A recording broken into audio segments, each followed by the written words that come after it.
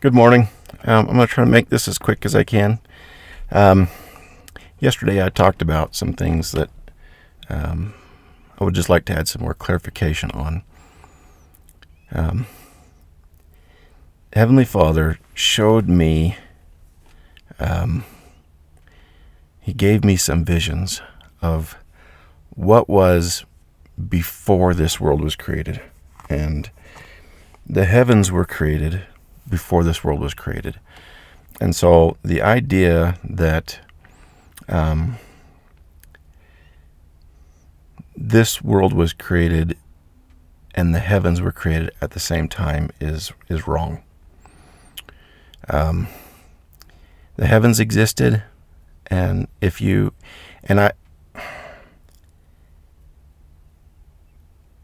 how the human soul is created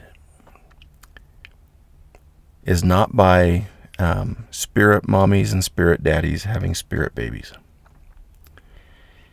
Spirits are neither male or female. Your spirit is like software. Your spirit is capable of organizing matter around itself in order to create a physical form for itself. If you actually look at the Bible, it says that male and female was created. And so I had no idea that that was literal. That the concept of male and female in order to procreate animals, people, etc., is something that is unique to this world. It is not how things are done in the heavens. In the heavens, your spirit is created. Your spirit then grows and develops, becomes self-aware and conscious, gains the ability to do more and more. And so long as that spirit is connected to God, who is the source of the matter, the source of the intelligence, and the source of the power from which spirits come. And as long as the spirit is attached to that power source, that spirit can form matter around itself. That spirit can form matter in other places. That spirit can create and build and do anything. Like anything you can possibly imagine, as long as it is right, can be done. And real quick, a quick caveat. There is a difference between right and good. The right thing at the right time in the right way for the right purpose is what God is looking for. God is not looking for people to be good. That is a misconception and a misunderstanding.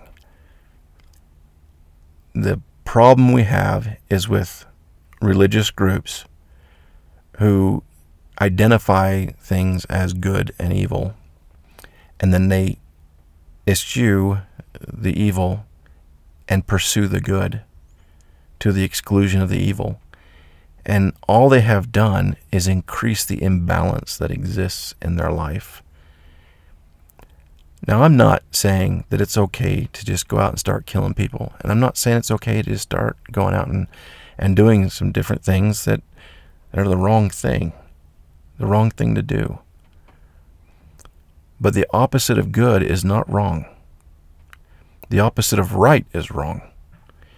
And so both good and evil can be in opposition to doing the right thing depending on the circumstances and be wrong. Good can be wrong and evil can be wrong. Evil has to be intentional. You have to know better. So I guess instead of saying evil, I should be saying bad. There's good things we can do. There's bad things that we can do. Doing a bad thing isn't always the wrong thing. Attacking someone in self-defense for your wife and your children is not a bad thing. It's a good thing. But those exact same actions done without provocation, those same exact actions, you beating up somebody or shooting somebody, whatever it is, I better be careful what I say on YouTube. Attacking somebody is wrong. Defending your family when you are not the instigator is right. And so we need to be very careful about assigning good and evil and focus instead on doing the right thing for the particular circumstance that we find ourselves in. So, spirits in heaven doing the right things at the right time for the right reasons and in the right circumstances, focusing on that, can do anything. But spirits that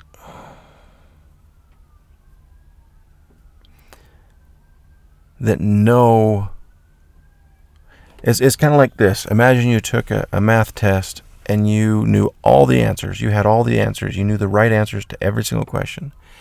And you intentionally put down the wrong answers. That type of behavior leads to darkness. When you are connected to God, you are full of light.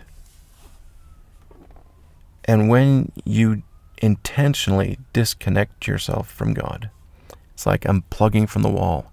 You're no longer able to control matter. You're no longer able to do the kinds of things that a spirit is able to do in its natural environment. And there came a time when there was a significant number of these spirits that had unplugged from God. And a solution had to be made on how do you deal with that? And so this world was created in order to create a place where that darkness could live. And that's why animals and bodies were created, and that male and female was created to propagate the physical aspect, because those spirits can, during a certain point in time of conception, that electricity, the electricity that you are, can enter into that environment and grow a body. And so all kinds of things have been tried in order to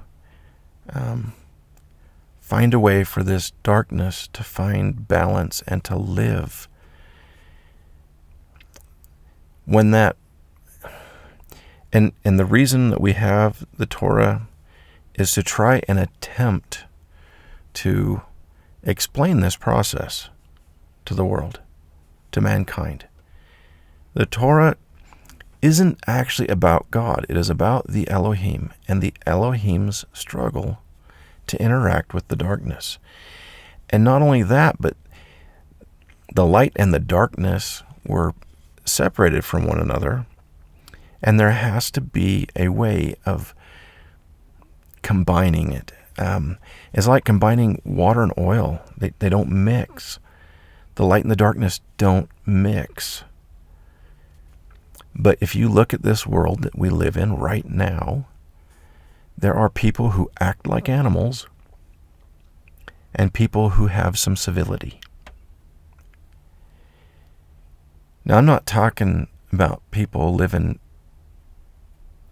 in South America in villages with no contact to the outside world. That's not what I'm talking about by people acting like animals. When a person intentionally refuses to abide by laws, refuses to live in any type of civil structure, that's acting like an animal. When a guy goes out into the world and is killing and raping and mutilating and harming others, that's acting like an animal. When a group of soldiers goes out and beheads babies and rapes women and mutilates bodies and takes slaves and beats them and assaults them, that is acting like an animal. And that is the darkness right there. Now, you cannot destroy a soul. Even the souls who are in darkness, they still exist. You can't destroy that.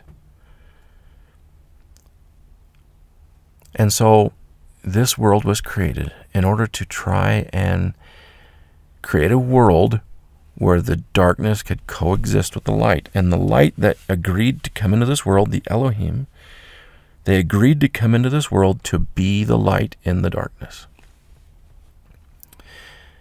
And so, if you read the Torah, well, I guess if you speak English and you can only read the Torah in English, then you're going to have some problems because of how certain words are translated. And you don't have to do a corrupt translation to mislead people about a written document. You just have to control the definitions for the words.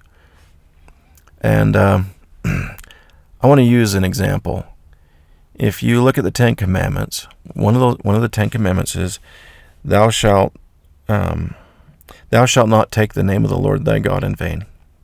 Okay, so real quick, name any. Actually, let's go a different route.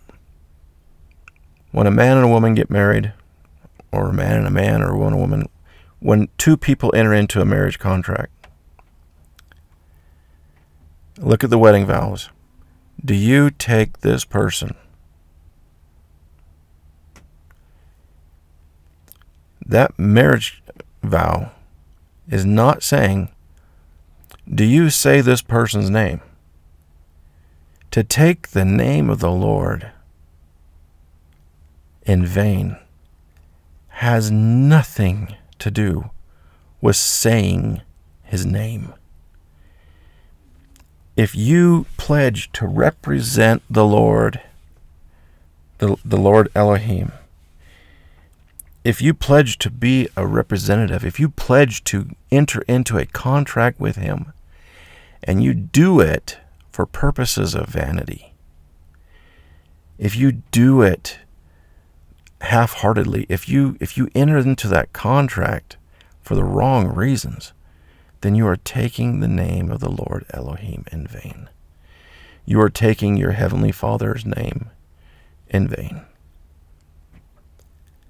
And so that is just an example of ways where things can be changed in order to completely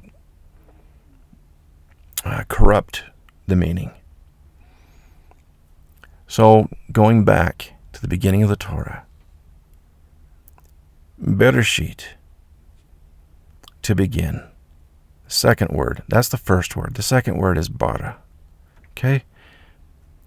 Bereshit's first three letters is bara. Creation is contained within the word Bereshit. God is the beginning. God is what it means to begin. God is the very essence of what it means to begin, but not just any beginning.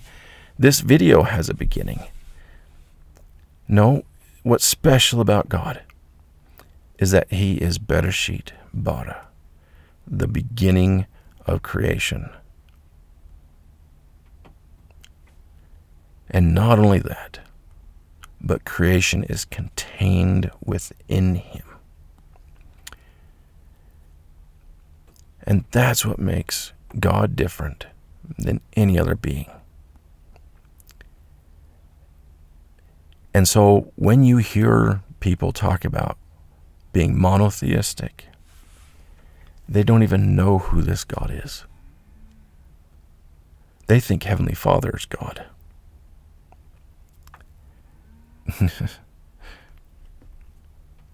You know, I can hear Heavenly Father laughing at the idea of him being God. To Heavenly Father, it seems absolutely ridiculous. Looks like this isn't going to be a short video, and I apologize for that. It's important when you read the Bible that you know the lens that you're reading it from. And if you're reading it from the lens that the Elohim are gods, then you are going to get an entirely different meaning from it than if you recognize that the Elohim are the light who came to create a home for the darkness. We live in a time where we create jobs for people with special needs. We live at a time where somebody who's born with something like Down syndrome can live a pretty normal life because of the ability for them to work and provide for themselves that our society has created. And that's a good thing. And that's how we should view working with the darkness. But we have got to find some way of fixing the understanding of the Bible, because it's being used to act like animals. It's being used to control and manipulate. It's being used to corrupt this world.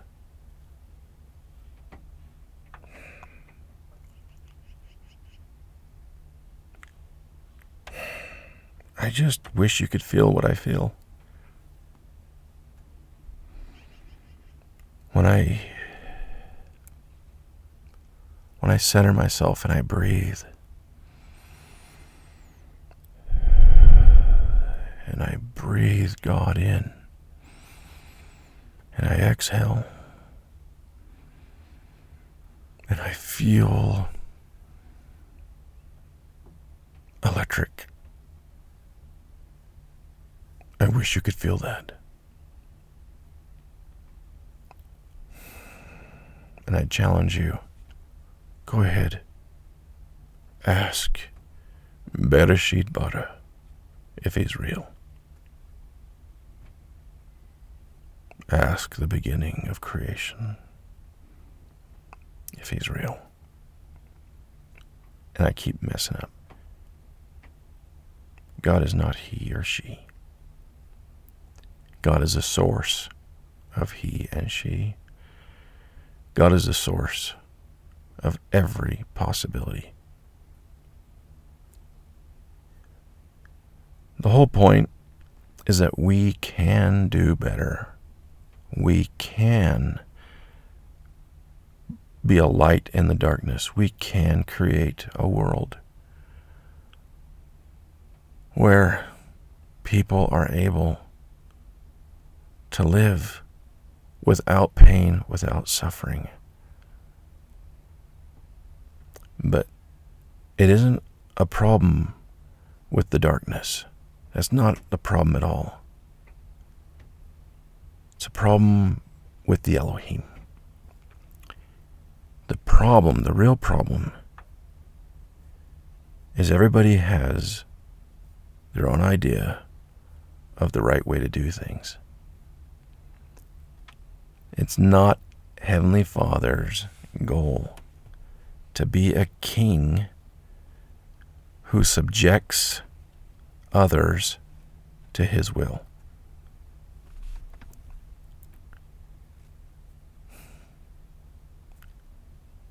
Heavenly Father wants people to reach their full potential. Heavenly Father wants people to understand the sovereignty of the soul and then help everyone to reconnect to Bereshit Bara, that they might draw from the power of God once more and be the brightest light they can be, even if you can only see it when the lights are out. So thank you for taking the time to listen to my ramblings, and I hope you have a very blessed day.